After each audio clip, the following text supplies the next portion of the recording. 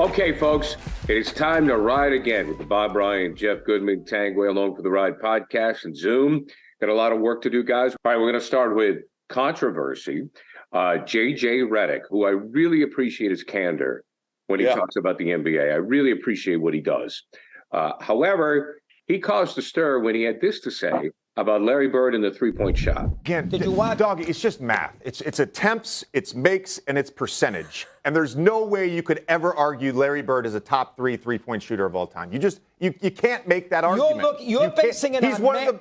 You're basing it on math and a time of when he played. I'm basing it on just shooting. Bird is a unbelievable. Again, we had this discussion the other day. About James Naismith. James Naismith invented the game. You were rewarded for putting the ball in the basket. There's plenty of people that have shot more, made more, and guess what? Made more at a higher percentage than Larry Bird from three. I'm not saying Larry Bird is not one of the greatest shooters ever. He's not one of the greatest three-point shooters ever. Absolutely. You cannot make that argument. Yes, I'm sorry. Because the 80s is so much different. There's physicality, the way they guarded people. You couldn't. Can we get off I've been trying to make a point. Seriously, I've been trying to make a point for you, Dougie. Come on, man. Well, I've been trying to make a point. Hold on, guys. Physicality, Jay. I mean, you don't think that counts? You know what? You and I are going to sit down. We're going to sit there and we're going to watch finals games from the 1980s. But Jay, here's the difference. I'm going to show you what physical basketball is versus physical fouling. You're watching them on YouTube. I saw the games. I watched the games at the time. I watched all these games. You didn't watch. You weren't alive when these games were being played. Did you see Bird play against the Lakers in '84? Did you see Bird against the Rockets in '86? Were you at courtside watching these games? No. You got to watch the games at the time. Okay. Watching them on YouTube 40 years later is not the same at the moment. So watching the let me ask you a question then. When I watch, let's say Steph Curry, for example. Right. When I watch Steph Curry off the ball in a playoff game, he's great. Getting grabbed and held by Marcus Smart. They're attached to him at all times. Right. Then when I watch Larry Bird come off a pin down and no one's within 5 feet of him and they're shooting the gap, you're telling me one is more physical than the other? You're telling me that's more physical than Steph Curry being grabbed and held for 48 minutes? And then Dominique Wilkins, who certainly knows a lot about Larry Bird's game, had this to say about what JJ said. Let me say something. First of all, Reddick don't know what the hell he's talking about. I'm going to say it, right? I agree. He don't know what the hell he's talking about. I'm like, what basketball was you watching? To say something as idiotic as that is ridiculous. The physicality that was a part of the league.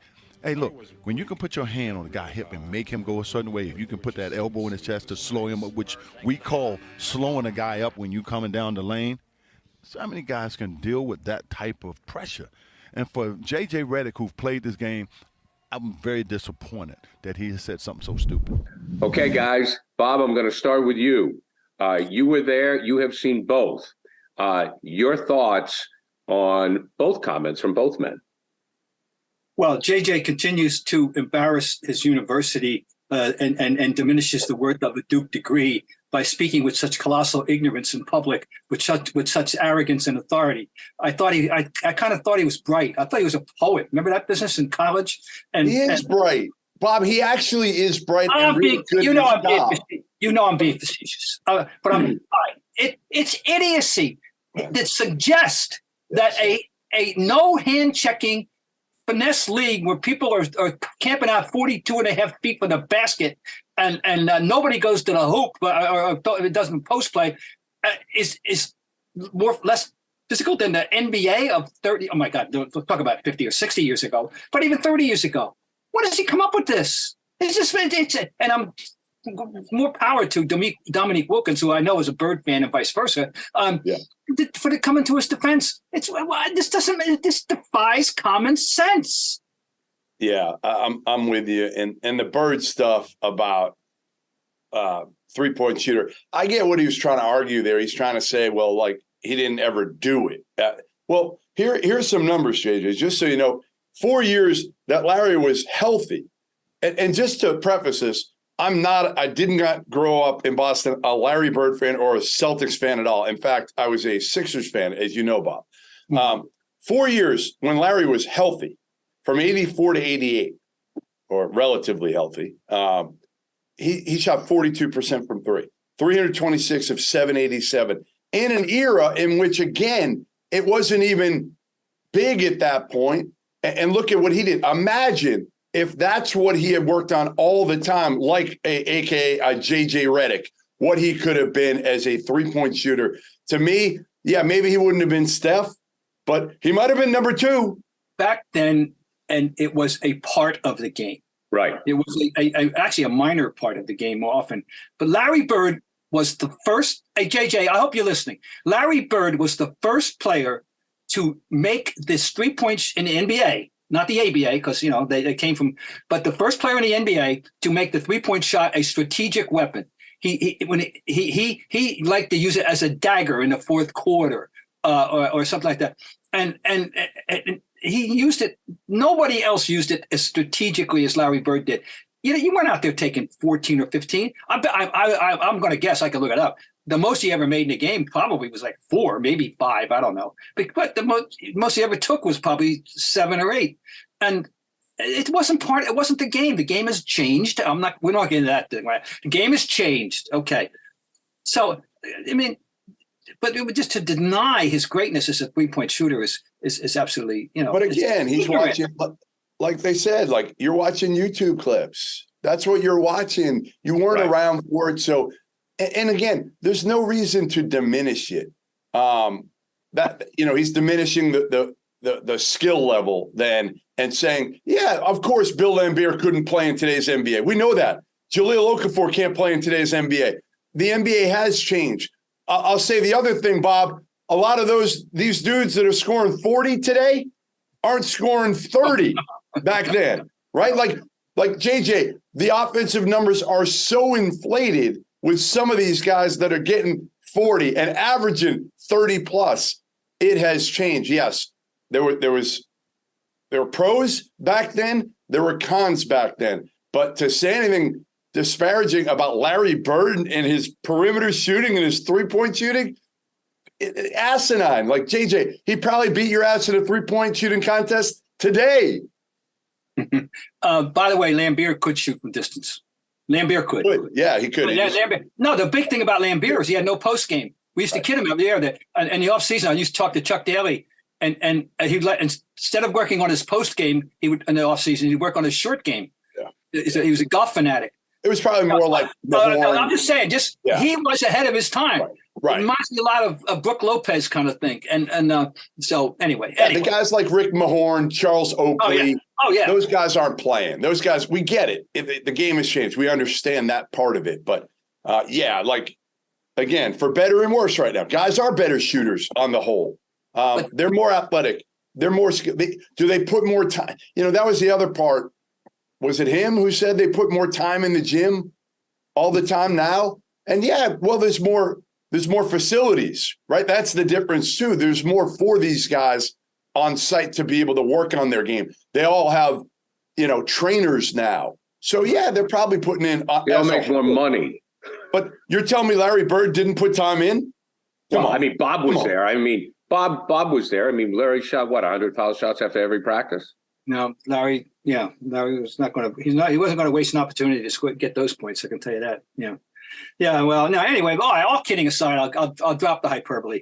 I continue to be disappointed because I wanted to like JJ Reddick, and I don't understand how he can be so really uninformed and ignorant. I don't understand. I really don't. On this topic, he is. On a lot of topics. On this topic, I mean. Yeah. On a lot of them, Bob, he's the best out there. Well, he's not afraid. I mean, as a former player, and I've worked with guys, I've seen players come off the field of the court, sit next to me, and it takes a year or two.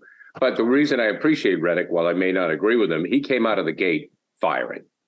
So I appreciate that. No, I don't always agree with what he says. He has an opinion. I think he is, especially in today's NBA, as good as it gets. But when you start going back and compare when you haven't seen with your own eyes, it makes it difficult. It does. And comparing eras is really, really hard. Yeah, it's hard. Bob knows better than anybody. I've been around for a few of them. Bob's been around for obviously a whole lot more than me and you, Gary.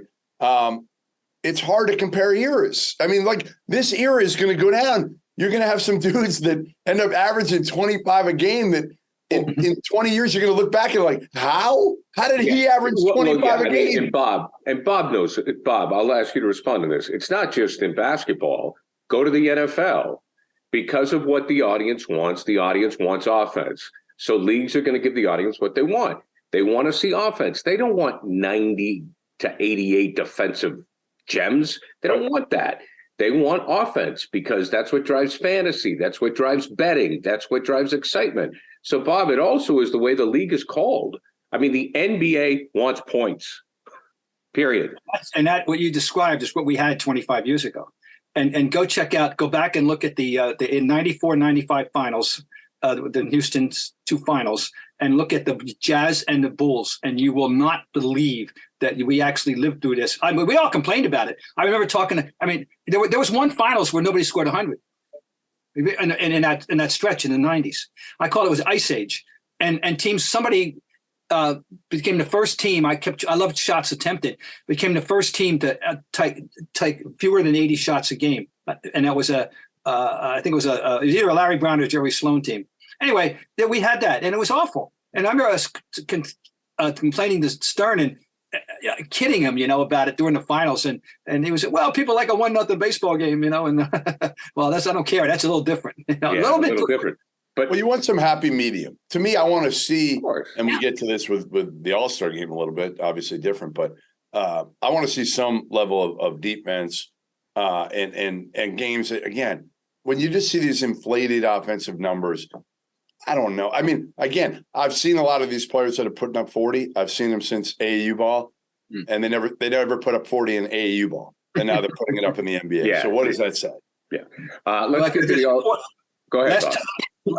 Last count, I counted 43 guys averaging 20 points. That's crazy. Unimaginable. And it's 6. We got, depending on the day, is 6 or 7 averaging 30. But there's over 40 people routinely each week are averaging 20 points a game, which is just unfathomable, but yeah, you're right. Balance. We'll get, because that'll get, the balance that I'm screaming for, with the threes. Can't we have a game in which you can both take some nice threes if you get a decent and post up once in a while with a guy who knows what he's doing? I'm watching Zach Edey the other day, and I love watching Zach Edey. He knows what he's doing down there. Yes. And then, to say he may be a 2nd round draft pick. I mean, I've talked to him about it. I mean, he again, he knows. These big kids know right now that, hey, listen, they're probably going to end up playing overseas. I mean, Kofi Coburn, one of the most dominant college players, big, huge from Illinois. He left early instead of taking the NIL and coming back. He left early. He's either playing in China or Japan, and making like $400,000 in China or Japan right now. Wow. That's what you're until somebody takes a big and wins a championship, then that'll change everything. Yeah, maybe. So, right. So let's go to the All-Star game, and I'm going to start with Bob. I'm going to be honest with you. I did not watch it. Yeah. I turned it on. That's good for you. You made the right call, Gary. I can't watch it. I can't watch it. They said it was the worst it's ever been. Oh, I watched terrible. Like moments of it. I just looked at the highlights after. I watched the first minute. Standing around. There was one picture, Gary, with 8 guys standing in the corner on the side of the court and 2 guys just going 1-on-1. And it's glorified. Actually, I don't even want to call it pickup ball. I don't even that's honestly, that's not right to do to pickup ball, because pickup ball at least is competitive and people play defense. This is a complete sham, a joke. And again, not just the players. The players, to me, have to change it, but it's got to be from the top. Somehow, it's got to be from Adam Silver in the top. I did watch the first half, and the only reason I did was my daughter was staying over with us, and so she's a huge sports fan, and so we watched. I said at the halftime, "You had enough? Let's go." It was reprehensible. It was just despicable, and of course I missed the 27-point third quarter by our boy Jason Tatum. But anyway, I'll bet he fought us some hard, guys fighting through screens and everything to get to it. It was like him shooting threes on a chair. I mean, you might as well put a chair out there in front of him shooting the threes, because that's basically what it was like. So, I mean, all right. So the question, then of course, some people saying, "Oh, the fun police." You're accused of, if you knock the game, you're the fun police. Well, do you honestly think that? I said, if you love basketball, you can't like this. It's all about entertainment. It's what they're doing is they're pushing the product, Bob. You're right. They're selling jerseys.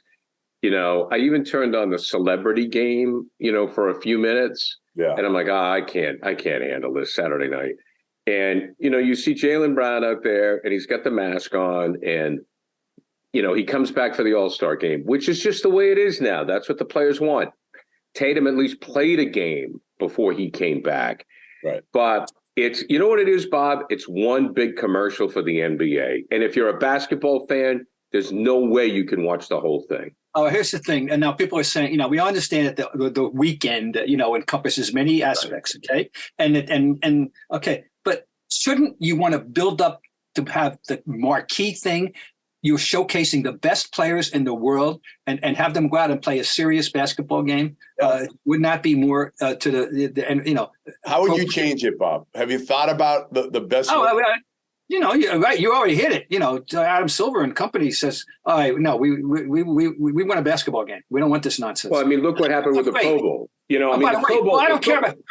don't care about football in that regard. The Pro Bowl game was always ridiculous to start with. You don't need an extra football game, an extra chance to get hurt. But Bob, to interrupt for a minute, I'm sorry, but my concern is, and you're right, football's different. My concern is the NBA is heading the way of the Pro Bowl. Oh, I'm sorry. That's my concern. It shouldn't. Yeah.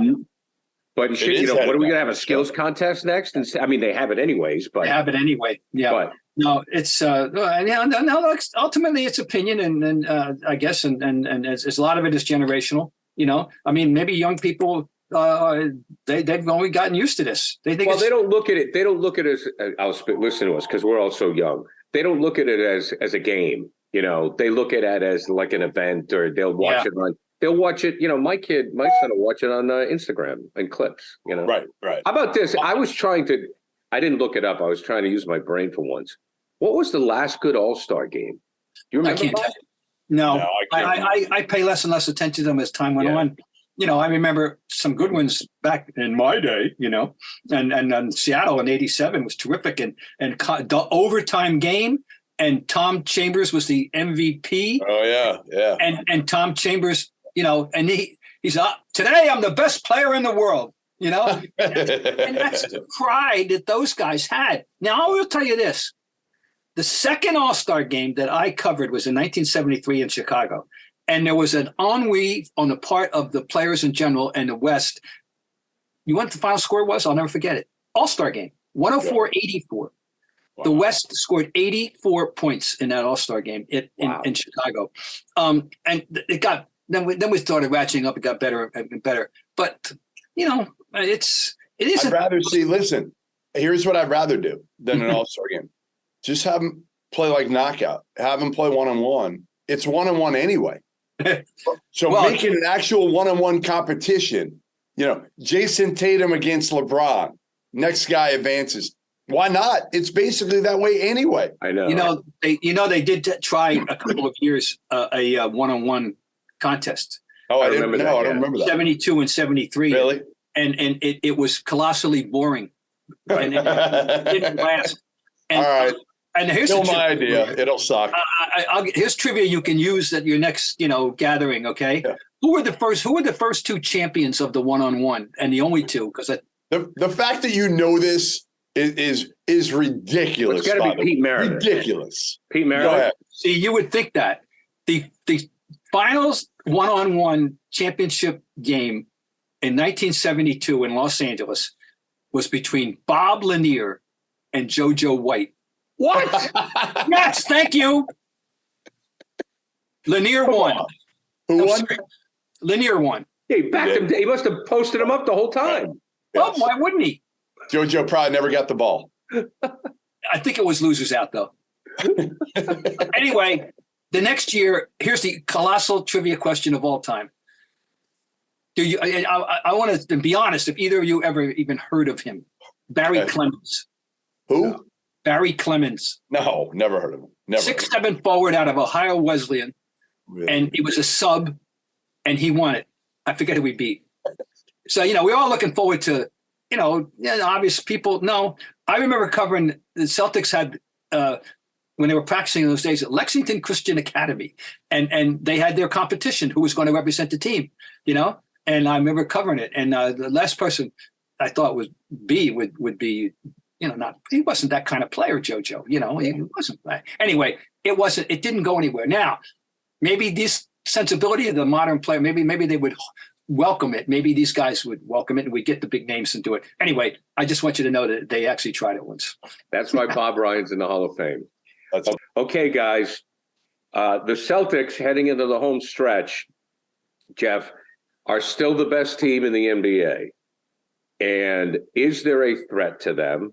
And who is the most dangerous? I thought you were going to say true or false first. You just made it. You're just saying it's, a given that the Boston Celtics are the best. I know they have the best record. So they have the best record. That's fair. The Bucks are still probably the one that if Middleton is healthy, that you would be fearful of because of Giannis, because of Drew Holiday, because of their previous experience of winning a title. I think that would be the team. I don't know if there's anybody else now in the East that I'm scared of. And then obviously you're looking now, I don't have confidence in it, but you're looking at Phoenix and saying, this is it for Chris Paul. He knows it. He's got a young superstar in Devin Booker and an old superstar in Kevin Durant.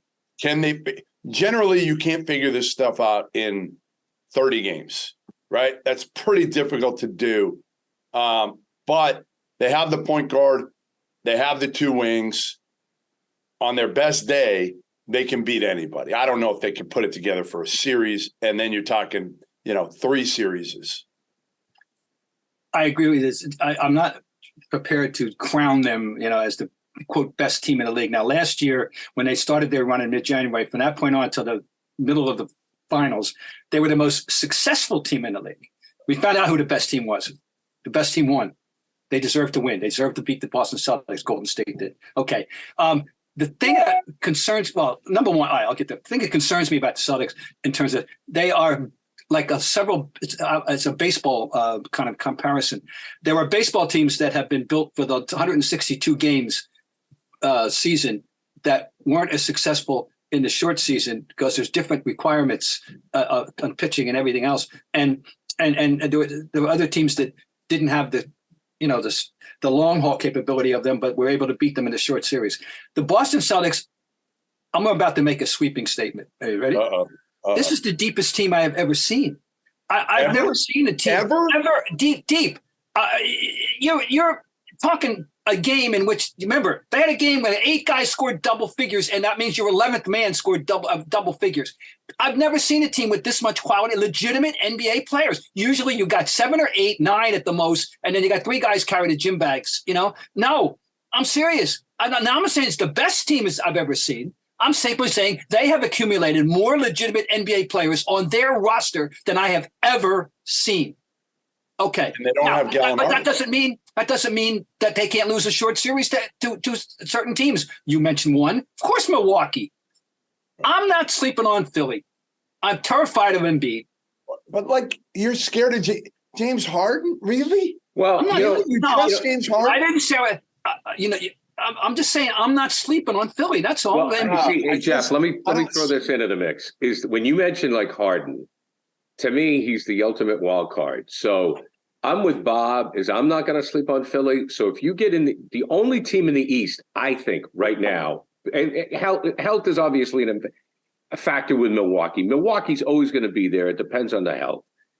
But Philly scares the hell out of me because in a 7-game series, say Harden has 2-3 good games, and Embiid, that's my concern. Out West, you still have to look at the Warriors if they get in, or Phoenix, but the unknown that scares me is Philly, because I think Harden, he's Dr. Jekyll and Mr. Hyde. I'm just not there on them. I don't think they have that winning DNA that they can. Right. They can do it. I don't see it. it. But again, Embiid, you're right. Listen, nobody can stop Joel when he's got it going. We know that, but I don't trust Harden on in big moments. Certainly defensively, he'll be exposed. He can be exposed. He will be exposed. I like Maxey. I like Tobias. I love George Niang. We know that. I like him. And listen, for Doc's sake, I hope they go deep. Bob and I have such an affinity for Doc Rivers. I think we both root for him because we want him to save his job, number one. And it would be kind of cool, Sixers, Celtics again, deep in the playoffs this year, Eastern Conference Finals. It'd be fun. I mean, listen, it's not the Sixers and Celtics of old that hated each other. But this would be a fun one. Yeah, it would be. Hey, Bob, can the Celtics shoot their way to a title? Because we know they love the three. Two-part question. First of all, can they 3-point their way to a title, number one? And can they handle the adversity if they get punched in the mouth? I'm more concerned with the second one. That's a great question. But I'd like to think that the lessons learned, after being up in the finals and why they lost and the turnover thing, and I just learned this morning that Brown's still averaging 3 turnovers a game, is the thing as far as that. As far as the 3-point thing is concerned, yeah, I think that's going to have to remain a vital, major part of their game. It built their identity on that. But the thing is the defense. That last year they were a terrific defensive team for 3 months, and we know they weren't at that level at the beginning of the season. And they all talked. The dialogue was, we have to improve. We got to get back to that defense that we had last year. But right, the mental thing you talked about is important. There's no doubt. They put it this way, they can talk the talk in that regard, and they are. But I wanted to see the walk. I was talking to somebody yesterday, Gary, about somebody close with the Celtics. And he said, maybe the biggest difference on this team right now from a year ago is Derek White and his confidence.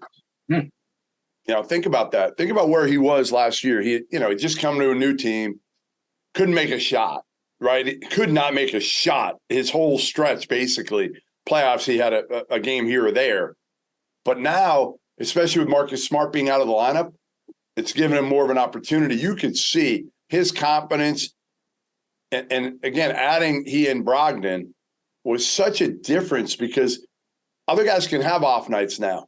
And you've got, like Bob was saying, you've got 8 strong, like 9, 10, 11, 12, 13, solid, like good guys. If you have to plug them in, you don't really want to play them minutes in the playoffs if you don't have to.